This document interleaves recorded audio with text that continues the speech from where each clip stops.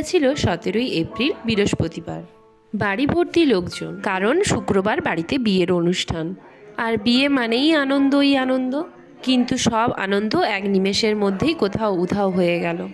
এদিকে আগের দিনই মা, পিসিমণি সবাই মিলে হাঁড়ি মঙ্গল হচ্ছে আর খই ভাজা হবে।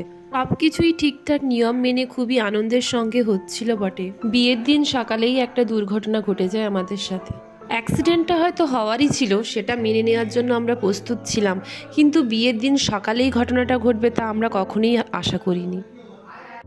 আমার জীবনের একটা ঐতিহাসিক দিন বলতে পারো।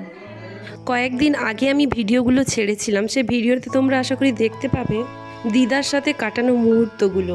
আমি জানতাম এই দিনগুলো আর কখনোই ফিরে পাবো না, তাই যতটুকুন সময় পেতাম দিদার সাথে কাটানোর চেষ্টা করতাম। হাসি, মজা, ঠাট্টা সমস্ত কিছু দিয়ে দিদাকে খুব আনন্দ দিতাম। কিন্তু আমার জীবনের এই বিশেষ দিনটাকে দিদা এভাবে আরও বিশেষ করে দিবে আমি ভাবতেই পারিনি। বিয়ের দিন সকালেই দিদা আমাদেরকে ছেড়ে চলে যায়, শেষ দেখাটাও দেখতে পেলাম না। যাই হোক, আজকের ভিডিওটা এই পর্যন্ত। আজ তবে